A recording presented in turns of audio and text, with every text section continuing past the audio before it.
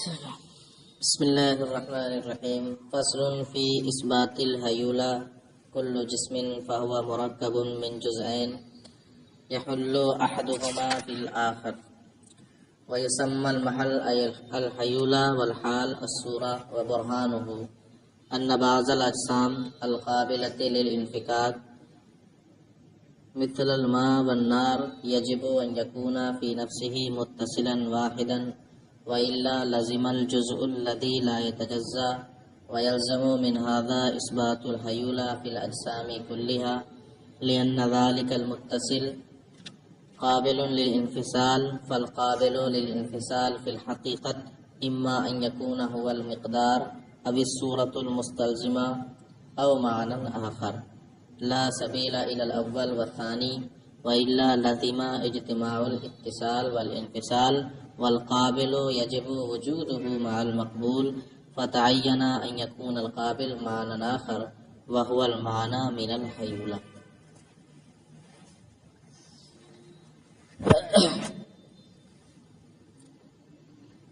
آج کے سبق کو سننے سے پہلے کچھ تمہیدی باتیں، کچھ ابتدائی باتیں اور سن لو. ہر جسم دو جز یعنی دو جوہروں سے مرکب ہوگا. یہ فلسفے کے اعتبار سے ہر جسم، جو بھی جسم ہو، وہ دو جوہروں سے مرکب ہوگا، اور ان دو جوہروں میں سے ایک محل بنے گا اور دوسرا حال بنے گا، یعنی ان میں سے ایک دوسرے میں حلول کیے ہوئے ہوگا، داخل ہوگا. ٹھیک ہے. محل جس جگہ کوئی ہو اور جو چیز اس میں ہو اسے حال کہتے ہیں. ٹھیک ہے. محل رہنے کی جگہ، حلول کی جگہ، اور جو چیز اس میں حلول کرے اسے کیا کہیں گے؟ حال. تو ہر جسم دو جوہروں سے مرکب ہوگا، اور ان دو جوہروں میں سے ایک دوسرے میں حلول کیے ہوئے ہوگا. ٹھیک ہے. تو جو حلول کیے ہوئے ہوگا اسے حال، یعنی جو حال ہوگا اسے صورت جسمیہ کہیں گے، اور جس میں حلول کیے ہوئے ہوگا یعنی محل، اسے کیا کہیں گے؟ ہیولہ. فلسفے کی زبان میں اسے کیا کہیں گے؟ ہیولہ. اور حلول یعنی صورت جسمیہ جو حال ہے وہ اس میں ایسے حلول کرے گی جیسے صفت موصوف نعت اور منعوت کا تعلق ہوتا ہے، صفت موصوف کا تعلق ہوتا ہے، ایسے ہی حال اور محل صورت جسمیہ اور ہیولہ کا تعلق. مثلا اس طرح اس میں حلول کر جائے کہ اگر ایک چیز کی طرف اشارہ کیا جائے تو دوسری چیز کی طرف بھی اشارہ ہو جائے. مثلا سفیدی کپڑے کے ساتھ لگی ہوئی ہے، آپ کپڑے کی طرف بھی اشارہ کریں گے تو اشارہ کس کی طرف بھی ہو رہا ہوگا؟ سفیدی کی طرف. حالانکہ سفیدی ایک صفت ہے کپڑے کی. دیوار سفید ہے، صفت ہے اس کی سفید دیوار، لیکن آپ دیوار کی طرف بھی اشارہ کریں گے تو اشارہ کس کی طرف بھی ہو رہا ہوگا؟ تو یہ ایسا حلول ہے ایک دوسرے میں. اس طرح حال اور محل کا تعلق ہے کہ اگر ایک کی طرف اشارہ حسیہ کیا جائے تو دوسرے کی طرف بھی اشارہ حسیہ ہو جائے. یہ ہوگا حلول کا مطلب. تو اب جو چیز محل ہے اس کو کیا کہیں گے؟ ہیولہ. اور جو چیز اس میں حلول کیے ہوئے ہے اسے کیا کہیں گے؟ صورت جسمیہ. ٹھیک ہے. تو ہر جسم دو جوہروں سے مرکب ہوگا، ان میں سے ایک ہیولہ ہوگا اور دوسرا، یا اس طرح کریں، ان میں سے ایک محل ہوگا اور دوسرا حال. جو محل ہے اسے ہیولہ کہیں گے اور جو حال ہے اسے کیا کہیں گے؟ اچھا، اس سے ایک چیز اور سمجھ میں آ گئی کہ حال کے لیے ہر صورت میں محل کا ہونا ضروری ہے. حال بغیر محل کے پا لیا جائے گا. ٹھیک ہے. تو گویا کہ صورت جسمیہ کے لیے ہیولہ کا ہونا کیا ہوگا؟ ضروری ہوگا. ایک تو یہ سن لو. دوسری چیز، جسم طبعی فن حکمت کا موضوع ہے. اس کا موضوع کیا ہے؟ جسم طبعی. لیکن جسم دو طرح کے ہوتے ہیں، ایک جسم طبعی، ایک جسم تعلیمی. ایک جسم طبعی اور ایک جسم تعلیمی. جسم طبعی وہ ہوتا ہے جو کسی بھی صورت میں بدلتا نہیں، وہ جیسا تھا جو تھا وہی رہے گا. اور جسم تعلیمی وہ ہوتا ہے جو بدلتا رہے، تغیر ہوتا ہے. مثال اس کی دیکھو، ایک گلاس میں پانی لیا، اسی پانی کو الٹ کے دوسرے میں آدھا کر دیا، تیسرے میں تھوڑا سا اور کر دیا. ٹھیک ہے. یا اسی گلاس میں سے آدھا پانی لیا، کپ میں کیا یا کٹورے میں کیا، تو جیسے جیسے برتن میں پانی کو ڈالتے رہو گے پانی کی شکل کیسی بنتی رہے گی؟ اسی برتن کے اعتبار سے بنتی رہے گی کہ نہیں بنتی رہے گی؟ بنتی رہے گی۔ تو پانی، اصل پانی اپنی جگہ ہے کہ نہیں؟ جیسا پانی تھا پانی ہی ہے۔ تو جو بدل نہیں رہا ہے پانی ہی ہے، یہ جسم طبعی ہے، اور جو بدل کے الگ الگ شکلیں لے رہا ہے اسی کو کیا کہیں گے؟ جسم تعلیمی۔ اور ایک مثال بالکل ظاہر، موم لے لو، اس سے ایک بار گڈا بنایا چھوٹا سا، بن جائے گا کہ نہیں بن جائے گا؟ ہاتھ پاؤں نکال دیے، اس میں سر نکال دیا، نیچے کو پیر کھینچ کے بنا دیے، شکل ہو گئی ہے، ٹھیک ہے۔ اسی کو مڑوڑ کے پھر گول غلہ بنا ڈالا، شکل بدل گئی کہ نہیں بدل گئی؟ موم ہی ہے کہ نہیں؟ یہی جسم طبعی ہے۔ اور جو شکلیں بدل نہیں ہیں، جو اس کے اندر کمیت مقدار جو ہے موم کے اندر، وہ اسی کو کیا کہیں گے؟ جسم تعلیمی ہے۔ اتنا سمجھ گئے؟ اب آج کے سبق کو سمجھو، اب بہت آسانی سے انشاءاللہ سمجھ میں آ جائے گا۔ تو دعویٰ یہ ہے کہ ہر جسم مرکب ہے حیولہ اور صورت جسمیہ سے، دو چیزوں سے، ان میں سے ایک کو حیولہ کہیں گے، اتنا ترجمہ بھی کر لو۔ یہ فصل ہے حیولہ کے اس بات میں، کل جسم فہو مرکب من جزئین، ہر جسم دو جزوں سے مرکب ہے، یحل احدہما فی الاخر، ان دونوں جزوں میں سے ایک دوسرے میں کیا کیے ہوئے ہیں؟ حلول کیے ہوئے ہیں۔ یسمی المحل حیولہ، محل کو حیولہ کہیں گے اور حال کو صورت جسمیہ۔ صرف یہاں صورت لکھا ہے، پورا مطلب کیا ہے؟ صورت جسمیہ۔ دلیل سنو کہ ہر جسم کے اندر حیولہ اور صورت جسمیہ کیسے؟ تو پہلے کس کو ثابت کریں گے؟ حیولہ کو۔ ابھی حیولہ کے ثبوت کا بیان چل رہا ہے نا، پہلے حیولہ کو۔ کہتے ہیں کہ بعض اجسام ایسے ہیں جو تقسیم، انفکاک کو قبول کرتے ہیں، الگ الگ ہو جاتے ہیں، انقسام قبول کرتے ہیں، مگر وہ متصل واحد ہیں، یعنی ان کے لیے متصل واحد ہونا ضروری ہے۔ متصل واحد کا مطلب کیا ہے؟ یہ سن لو، اتصال واحد، یعنی جسم ایسا ہو کہ اس کے اندر الگ الگ اجزاء وجود میں نہ ہو ایک دوسرے سے ممتاز، بلکہ وہ پورا کا پورا جسم ہی کہلائے، اس کے الگ الگ اجزاء نہ ہو۔ مثلا ایک دیکھو، دیوار بھی ایک جسم ہے، لیکن یہ چند اجزاء سے بنائی گئی ہے، اینٹوں سے۔ ہر اینٹ کا اپنا ایک وجود ہے اور ایک اینٹ دوسرے سے ممتاز ہے۔ یہ دیوار کے اجزاء ہوئے کہ نہیں اجزاء ہوئے؟ دیوار بھی ایک جسم تھا، لیکن مرکب ہے کس سے؟ مخلوط ہے کس سے؟ اینٹوں سے، اور اینٹوں کا اپنا سب کا وجود ہے کہ نہیں وجود ہے؟ لیکن پانی ایک جسم ہے، آگ ایک جسم ہے، کیا اس کے اجزاء وجود میں الگ الگ ایک دوسرے سے ممتاز ہیں؟ ایک گلاس پانی ہے وہ بھی پانی ہی رہے گا، اور سمندر کا پانی ہے وہ بھی کیا رہے گا؟ ہے کہ نہیں ہے؟ اینٹوں کی طرح الگ الگ کوئی وجود ہوگا ان کے اجزاء کا؟ کچھ نہیں۔ آپ اتنا تھوڑا پانی لیں تب بھی وہ پانی ہے، کوئی جز نہیں ہے، اور ایک تالاب بھر کے پانی لیں تب بھی کیا ہے؟ وہ پانی ہے۔ لیکن دیوار کو اگر الگ الگ کر دیا جائے تو ہر اینٹ اپنے وجود میں کیا ہوگی؟ الگ ہوگی، ممتاز ہوگی کہ نہیں ممتاز ہوگی؟ تو متصل واحد ہونے کا مطلب یہی ہے، جو پانی اور آگ کا بھی اپنا ایک جسم ہے، ٹھیک ہے، مرکب ہے، وہ جسم ہے، لیکن اس کے اجزاء باہم ایک دوسرے سے ممتاز نہیں ہے، یہی ہے متصل واحد۔ اب سنو، کہتے ہیں کہ بعض اجسام ایسے ہیں جو قابل انفصال ہیں، جیسے پانی، آگ، ضروری ہے کہ یہ متصل واحد ہو، فی نفسہ ہی کیا ہو؟ متصل واحد ہو۔ کیوں؟ کیونکہ اگر یہ متصل واحد نہ ہو، ان کے اندر اتصال حقیقی نہ پا جائے، تب تو مرکب ہوں گے جزء لا یتجزا سے۔ کس سے مرکب ہونا لازم آئے گا؟ بھائی جب مرکب ہوں گے اجزاء سے، اور ان کے یہاں جزء لا یتجزا کیا ہے؟ باطل ہے کہ نہیں باطل؟ کل ہی پڑھ چکے، جزء لا یتجزا کیا ہے؟ باطل ہے۔ تو ضروری ہے کہ وہ اجسام کیا ہو؟ متصل واحد ہو، اجزاء سے مرکب نہ ہو، کیونکہ اگر اجزاء کا وجود ہوگا تو اجزاء لا تتجزا ہو جائے، اجزاء لا تتجزا، اور وہ ان کے نزدیک کیا ہے؟ باطل ہے، کل ہی پڑھ چکے ہو۔ لہذا ضروری ہے کہ بعض اجسام متصل واحد ہوں، ٹھیک ہے؟ اور جب بعض اجسام متصل واحد ہیں اور قابل انفصال ہیں تو بعض اجسام میں حیولہ ثابت ہو جائے گا، اور جب بعض میں ثابت ہو جائے گا تو انہی کی وجہ سے سب میں حیولہ ثابت ہو جائے گا۔ اب بعض میں کیسے ثابت ہوگا اس کی دلیل جہاں سے شروع کریں گے، پہلے اتنا ملا لو۔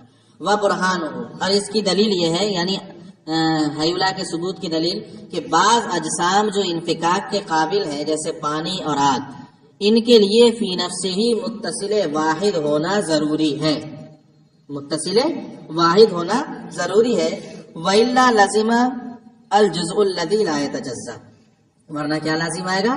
جزء لا یتجزا لازم آئے گا، حالانکہ وہ کل ہی آپ کیا کر چکے ہیں؟ باطل کر چکے ہیں۔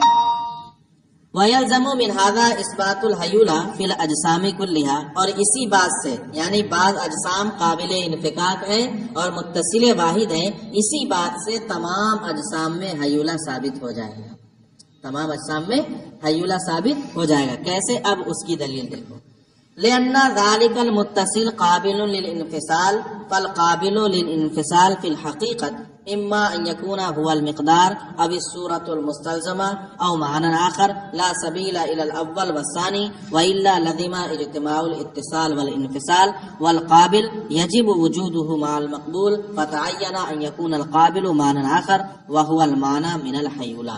اب سنو دلیل آسانی کے ساتھ۔ یہ تو آپ جان چکے کہ کچھ اجسام ایسے ہیں جو متصل واحد ہیں، یعنی ان کے اندر اتصال ہے، اور جن کے اندر اتصال ہوگا وہ انفصال کو قبول نہیں کریں گے، کیونکہ اتصال اور انفصال ایک دوسرے کی ضد ہے، اتصال اور انفصال ایک دوسرے کی کیا ہے؟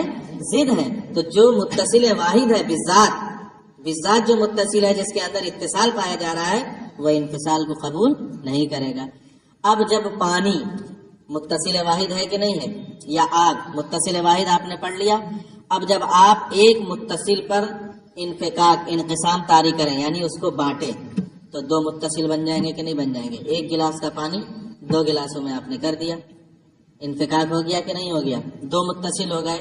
اب سوال یہ ہوگا کہ یہ جو دو متصل ہوئے یہ دونوں پردہ عدم سے وجود میں آئے یا پہلے والے متصل میں ہی اس بات کی صلاحیت تھی، قابلیت تھی کہ وہ دو ہو جائیں؟ ٹھیک ہے، پہلی والی صورت باطل ہے، بالکل باطل ہے، یعنی پردہ عدم سے وجود میں آئے ایسا ہے ہی نہیں، بالکل شاہد ہے، یہ تو سامنے تھا، پردہ عدم سے دونوں وجود میں آئے ایسا ہو ہی نہیں سکتا۔ اس کا مطلب یہ ہے کہ جو متصل ایک تھا اسی کے اندر اس بات کی قابلیت تھی کہ وہ بن کر دو ہو جائے یا تین ہو جائے۔ مثلا ایک برتن کا پانی آپ نے دو برتنوں میں کر دیا، ایک برتن کا پانی، تو کیا پہلے والے برتن کا پانی ختم ہوا ہے؟ پردہ عدم سے آیا وجود میں، دونوں پردہ عدم سے وجود میں آئے، نہ تو پہلے والا ختم ہوا ہے پہلے والے برتن کا، اور نہ ہی دونوں پانی پردہ عدم سے وجود میں نہیں آئے ہیں، بلکہ ثابت یہ ہو رہا ہے کہ جو متصل واحد ایک تھا اسی کے اندر اس بات کی صلاحیت تھی انفصال سے پہلے ہی کہ اس کو کیا کر دیا جائے؟ دو کر دیا جائے، تین کر دیا جائے، چار کر دیا جائے۔ ہو رہا ہے کہ نہیں ہو رہا ہے؟ تو اب پانی جو قابل انقسام ہو رہا ہے، ایک متصل کو دو متصل کر رہے ہیں، آپ تین کر رہے ہیں، اب یہ سوال ہوگا کہ اس میں جو یہ تقسیم کو قبول کرنے والی کون سی چیز ہے؟ انقسام کو کون سی چیز پانی کے اندر قبول کر رہی ہے؟ بھائی مقدار تو پانی کی قبول نہیں کرے گی، کیوں؟ کیونکہ پانی ہے متصل واحد، اس کے اندر پایا جا رہا ہے کیا؟ اتصال۔ اگر وہ انفصال کو قبول کرے گا تو اتصال اور انفصال کا کیا لازم آئے گا؟ اجتماع لازم آئے گا، اور اتصال اور انفصال کا اجتماع کیا ہے؟ محال ہے، حالانکہ متصل بٹ رہے ہیں کہ نہیں بٹ رہے ہیں۔ تو اب ہم پوچھیں گے کہ یہ جو متصل قابل انفصال ہے، انفکاک کو قبول کر رہا ہے، اس میں کون سی چیز ہے جو انقسام کو قبول کر رہی ہے؟ پانی کے اندر یا آگ کے اندر کون سی ایسی چیز رکھی ہوئی ہے جو انقسام کو کیا کر رہی ہے؟ قبول کر رہی ہے۔ آپ کہیں مقدار قبول کر رہی ہے تو ہم کہیں گے مقدار قبول ہی نہیں کر سکتی، کیوں؟ کیونکہ پانی متصل واحد ہے بالذات، اور جب اس کے اندر اتصال پایا جا رہا ہے تو وہ انفصال کو قبول نہیں کرے گا۔ آپ کہیں گے کہ صورت جو اس کے اندر پائی جا رہی ہے صورت جسمیہ جو اس کو لازم ہے، پانی کی ایک شکل و صورت بھی بن رہی ہے کہ نہیں؟ تو ہر پانی کی ایک شکل و صورت ہے، تو آپ کہیں گے کہ صورت جسمیہ انفصال کو قبول کر رہی ہے، تو ہم کہیں گے یہ بھی نہیں ہو سکتا، کیوں؟ کیونکہ صورت جسمیہ مقدار کو لازم ہے، اور جو حکم مقدار کا ہے وہی حکم کس کا ہوگا؟ صورت کا بھی ہوگا۔ جب مقدار انقسام کو قبول نہیں کر رہی ہے تو لہذا صورت بھی انقسام کو قبول نہیں کرے گی، ورنہ یہاں بھی اتصال اور انفصال دونوں کا کیا لازم آئے گا؟ اجتماع لازم ہے۔ تو سمجھ میں آیا ایک تیسری چیز ہے جو انقسام کو قبول کر رہی ہے، وہی تیسری چیز کیا ہے؟ حیولہ۔ نکال دیا؟ وہی تیسری چیز کیا ہے؟ حیولہ ہے، وہی انقسام کو کیا کر رہی ہے؟ پانی کے اندر قبول کر رہی ہے. سمجھ میں آیا؟ تو نہ تو پانی کی مقدار اس کو قبول کر رہی ہے کیونکہ وہ متصل ہے، اتصال ہے، وہ انفصال کو قبول کرے گا تو اتصال اور انفصال کا اجتماع لازم آئے گا. صورت بھی قبول نہیں کر سکتی، کیوں؟ صورت تو اس کے لیے ضروری ہے. تو جو حالت متصل واحد کی ہوگی، ذات کی ہوگی، وہی حالت حال صورت کی بھی ہوگی، تو یہ بھی انفصال کو قبول نہیں کرے گی. تو ضروری تھا کہ کوئی ایک تیسری چیز ہو جو انفصال کو قبول کر رہی ہو. تو انہوں نے مانا کہ وہی تیسری چیز کیا ہے؟ حیولہ ہے، وہی انقسام کو قبول کر رہی ہے. سمجھ میں آ گئی بات؟ اب ملا لو. لِأَنَّهَا ذَلِكَ الْمُتَّصِلِ، اب کہتے ہیں ہاں، اور اسی بات سے تمام اجسام میں حیولہ ثابت ہو جائے گا. کس بات سے؟ کہ بعض اجسام متصل واحد ہیں اور انفصال کو قبول کرتے ہیں، اسی سے تمام اجسام میں حیولہ ثابت ہوگا. کیسے؟ اس لیے کہ وہ متصل جو قابل انفصال ہے، انفصال کو قبول کر رہا ہے. تو ہم پوچھیں گے فالقابل للانفصال فی الحقیقت اما ان یکون هو المقدار، تو انفصال کے حقیقت میں قابل کون سی چیز ہے؟ کیا وہ مقدار ہے؟ اب اس صورت المستلزمہ، یا صورت جسمیہ جو مقدار کو لازم ہے، مقدار کو مستلزم ہے، وہ قبول کر رہی ہے. او معنی آخر، یا کوئی تیسرا معنی ہے جو انفصال کو قبول کر رہا ہے. لا سبیل الی الاول والثانی، پہلی اور دوسری صورت کیا ہے؟ باطل ہے. لا سبیلہ، ان کی کوئی راہ نہیں، ان کا کوئی راستہ نہیں. کیوں؟ کیونکہ اگر ذات انفصال کو قبول کرے تو بھی اتصال اور انفصال کا اجتماع لازم آئے گا، صورت جسمیہ قبول کرے تب بھی اتصال اور انفصال کا اجتماع لازم آئے گا. یہ محال ہے. وَإِلَّا لَزِمَ اجتماع الاتصال والانفصال، کیونکہ اگر پہلی اور دوسری صورت مراد لے لیں تو اتصال اور انفصال کا اجتماع لازم آئے گا. فالقابل یجب وجودہ مع المقبول، کیونکہ قابل کا وجود مقبول کے ساتھ ضروری ہوتا ہے. قابل کا وجود مقبول کے ساتھ ضروری ہوتا ہے. تو اگر انفصال کو قبول کرے گی صورت جسمیہ تو صورت جسمیہ بھی پائی جائے گی، اور یعنی اتصال بھی پایا جائے گا اور انفصال بھی. فتعینہ، تو متعین ہو گیا ان یکون القابل معنی آخر، کہ انفصال کو قبول کرنے والا کوئی دوسرا معنی ہے، وہو المعنی من الحیولہ، اور وہی معنی کیا ہے؟ حیولہ ہے. بس کتنا رہنے دو، یہاں سے بات تھوڑی سی بدلے گی، وہ کل پڑھ لینا. آج اتنا یہاں تک ثابت، ٹھیک ہے، ورنہ پھر تھوڑا زیادہ ہو جائے گا. تو بات سمجھ میں آ گئی؟ پھر سے سن لو بہت مختصر. آخر میں وہ کہتے ہیں کہ بعض اجسام جو قابل انفصال ہیں ان کے لیے متصل واحد ہونا ضروری ہے، اور جب وہ متصل واحد ہیں تو اسی بات سے، اور قابل انفصال بھی ہیں، اسی بات سے تمام اجسام میں ہم حیولہ ثابت کر دیں گے. اس لیے کہ وہ متصل، جیسے پانی جو قابل انفصال ہے، انفصال کو قبول کر رہا ہے، ہم پوچھیں گے کہ اس کے اندر انفصال کو قبول کرنے والی کون سی چیز ہے؟ متصل واحد کے اندر انفصال کو قبول کرنے والی کون سی چیز ہے؟ مقدار ہے یا صورت جسمیہ؟ آپ کہیں مقدار ہے، وہ انفصال کو قبول کر رہی ہے، تو ہم کہیں گے جب یہ اب بالذات متصل ہے، بالذات اس کے اندر اتصال پایا جا رہا ہے، تو اب اگر انفصال کو بھی قبول کرے گا تو اتصال اور انفصال کا کیا لازم آئے گا؟ استعمال ہے. ایسے ہی صورت اگر وہ انفصال کو قبول کرے تب بھی اتصال اور انفصال کا اجتماع لازم آئے گا. تو جب یہ دونوں صورتیں باطل ہو گئیں تو ایک تیسری صورت نکل کر آئی کہ کوئی دوسرا معنی ہے جو یہاں انفصال کو قبول کر رہا ہے، اور وہی دوسرا معنی کیا ہے؟ حیولہ. ٹھیک ہے، بس اتنا.